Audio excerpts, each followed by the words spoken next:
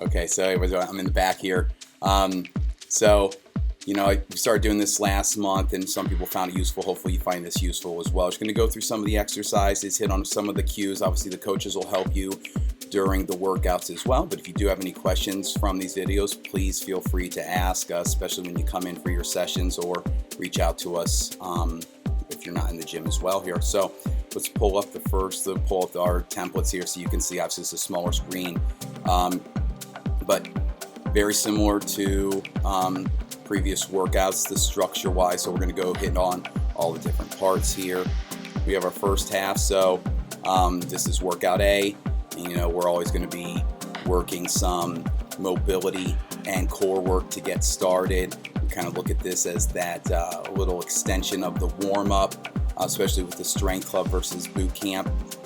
What we're trying to do here is incorporate some exercise that will slightly more intensity than our traditional mobility warm-up. But obviously we're going to hit on a couple of those the ankle mobility, hip flexors, get our bretzels in before we get started as well. So the first 4 exercises here, we are going to start with our hangs per usual. I know that not everybody loves these hangs, but they are great for shoulder mobility and grip strength. And we only do 30 seconds each. People have suggested 12 minutes a day, so I feel like I'm being mighty generous, just asking you to do 30 seconds for a couple times here.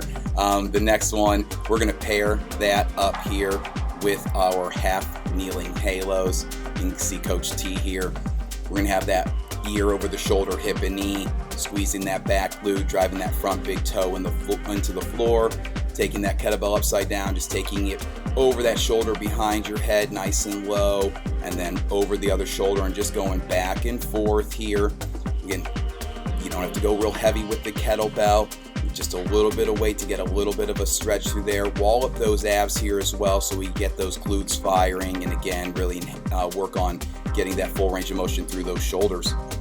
And from there, the second 2 exercises that we have paired together is we're going to start with our Pallof dead bugs here. So this is that anti-rotational dead bug, perpendicular to the beam. Keep those arms straight out. Now the band doesn't have to be real heavy here, but you do want to feel like there is some resistance. It is going to be pulling at you a little bit, and you will notice from one leg to the other that it's going to be harder to maintain that position here. So it's going to feel like you're pulling it away, pulling that band away from the beam, reaching with that heel and taking your time. These exercises are not meant to be done fast.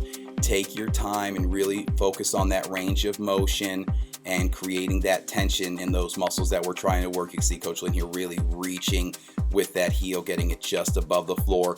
When we come back to this one for the second set, we'll face the other direction, and we are going to be pairing that up with our tall kneeling, alternating rows here. So nice wide stance with those knees, squeezing those glutes tight, wall up those abs, keeps those ribs tucked, and notice how Coach Lynn's pulling down toward her ribs and hips, not toward her armpit. You're really going to feel this in your lats as you get a good squeeze down low. Again, the band doesn't have to be real heavy here. You also don't have to get a bunch of reps in, but you do want some resistance through in that band, and you do want to get, probably in 30 seconds, we're probably looking for 5 to 10 reps, probably more at 5 to 8 on each side.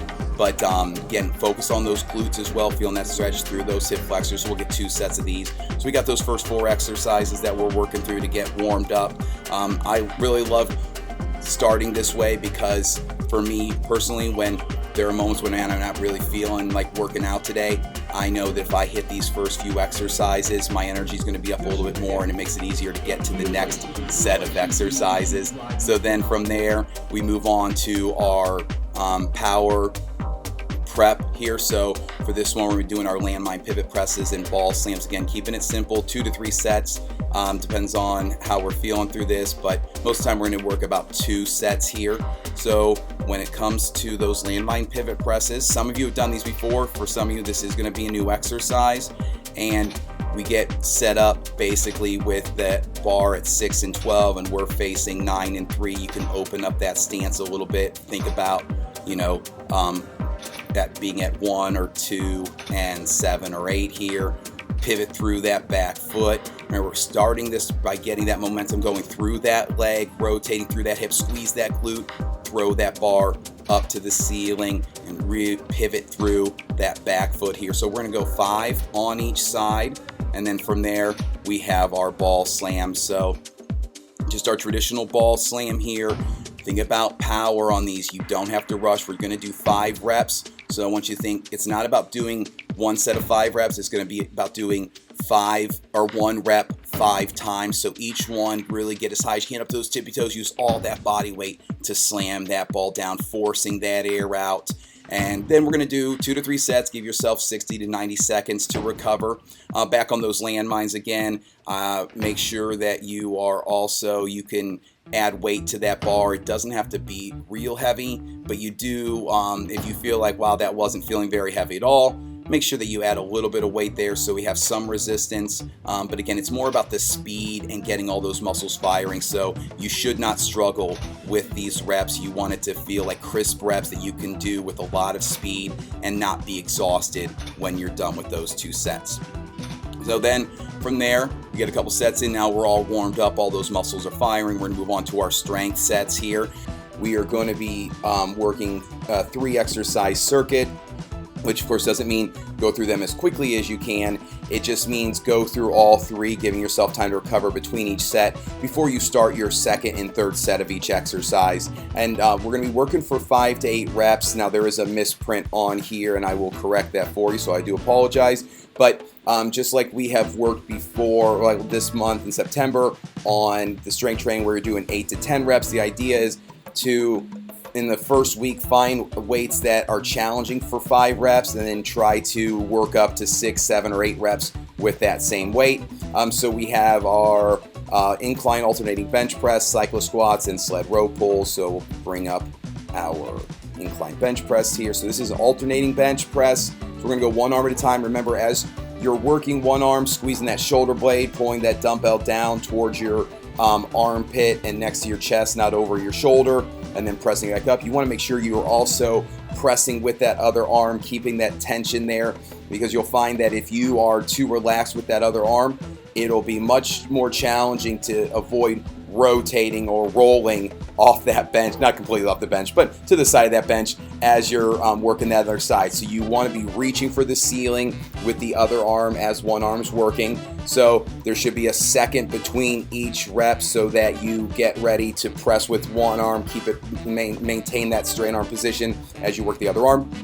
Again, this is going to be 5 reps on each side. Now this exercise can also be pretty challenging here because you are going to be holding that weight up on the other arm. So while it's not technically working that range of motion, you are still going to be working some of those muscles to maintain that stability and keep that arm pressed up the entire time. So it can be quite challenging here. The second exercise is our cyclist squats, which everybody by now, if you've been with us, are familiar. If you're new, this will be pretty simple as well. So we get set up there. You can see Coach Matt double cleaning those kettlebells. I think that the double kettlebell cyclist squat is an awesome, challenging exercise. Obviously, you can go with the single kettlebell. You can use the weight vest as well.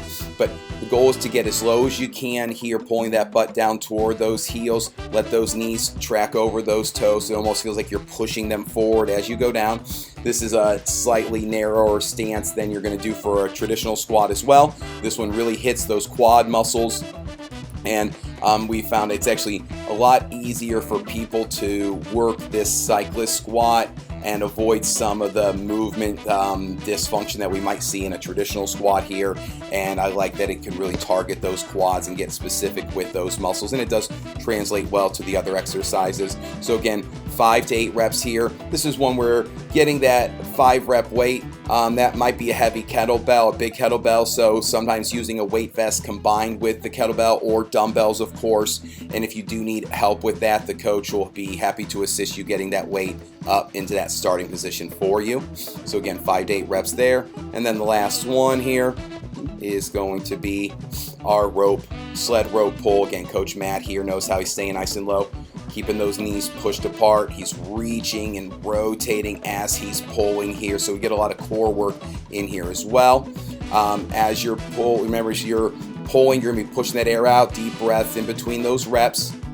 And then if you need to, as you're going heavier with this weight, if you do need to use those legs, you can start driving through those legs for a little bit of assistance. But if you need to use those on the first couple reps, then you are going a little too heavy, because we still want to focus on proper form here. So we never want to sacrifice form just to pull some heavier weight. But by that second or third set, if you find yourself needing a little bit of assistance, that's okay. But never be afraid to take the weight down a little bit, make it a little bit lighter, because you will get stronger faster when you are working the proper form and getting that full range of motion here. So those are our 3 strength exercises. You can do them in, technically you can start with whatever exercise you want to start with and work through them in whatever order. Just make sure you're giving yourself, anywhere from 60 to 2 minutes of recover. Sometimes you might need a little bit more than 2 minutes, especially if you are going really heavy, because 5 rep weight should be a considerably heavy weight. So if you need some extra time, go ahead and take it. That's also why we're only doing 3 exercises for our strength training this month as opposed to those 4, because it can be taxing on that nervous system as well. So we want to make sure that we have that time to recover, and your body will feel the results from this as well. So it's not like we need an extra exercise, but because we're only doing 3 here, I've also included a 3rd exercise in our finisher, which we will move on to. And because we haven't got any chin-ups in this workout yet, we are going to start with some chin-ups. It's something I feel like we can practice. I like to have people practicing these twice a week or both workouts if we can. Now this is going to be a little bit different than when we were working last month, because again, I want you to try to find that 5 rep weight for your chin-ups or assistance for that chin-up. If you can do 6, 7, or 8, don't stop at 5, but use that as feedback to try to go a little bit heavier on the next set. And we're going to pair that up with some kettlebell swings. So again, I never pulled up the chin-up exercise. I'm sorry, guys. I'm sure you guys know what it is, but it's always nice to see Coach Matt, Papa Guns, doing some of the work here. Now he's in that chin-up position with those hands, which is his palms facing you or facing him. You can also do your palms facing away. The chin-up grip like Matt's doing here, you're going to feel a little stronger, but sometimes it can be a little bit more stress on some people's elbows. In the pull-up grip position, you aren't going to feel necessarily as strong, but most people find it easier on those elbows. So whichever position you prefer. And notice how Matt's getting a lot of good reps in here. He's getting that chest to the bar at the top. Then we're going to pair that up, of course, with our swings. And we got Coach Tia here, and we break that bell, tilting it towards you, drive back, and then notice how Coach T is pulling those kneecaps up, driving those heels into the floor, squeezing those glutes nice and tight. The arms are just the ropes that help swing that pendulum. The hips are really what puts everything into motion here. And then deep breath in on the way back, attacking that zipper. Don't let those hands go lower than your knees here. And you're going to do 10 of those repetitions, or you can do 5 dead stop swings here. And again, you want to match up the weight with how you're feeling here. So it's day to day, it might be a little bit different, but it doesn't have to be super heavy. If you feel like it's a little bit lighter, then you're going to get a little more power out of those swings as well, but really focus on, it's going to feel like you're jumping through the floor as you drive those heels into the floor here. And then the last one is going to be our sled, push, and drag. So we head over that sled, load up that weight as much as you feel like you can while still being able to complete those reps. We're going all the way down the floor. Again, if you're struggling with getting all the way down and you feel like you have to stop because it's getting heavy, take some weight off. You're going to get more out of this if you make sure that the weight is light enough that you can move efficiently and without having to stop. And that can be different for everybody. It depends on how you're feeling that day. There is going to be a sweet spot there where you don't want it so light that you're just flying down and back and you don't get anything out of it. But you don't want it so heavy that you are going so slow that you aren't really able to move and go down and back without stopping, like I mentioned before. Have I mentioned that a few times already today? Okay, so then obviously we're going for 2 to 3 sets of that. Just depends on how you're feeling. I find for most people, and myself included, by this point in the workout, 2 sets is really enough for most people. If you feel like you have a little bit more energy, by all means, or if you're only getting to a couple workouts a week, maybe getting a 3rd set in to get some of that conditioning. But It all depends on how much you're putting into those strength circuits as well, because that's the place where we want to get the most out of it. I thought I was here already, but there we go. So that is our strength workout, our strength club workout A for October. And please, if you have any questions, let us know. And I hope you're as excited about this workout as I am.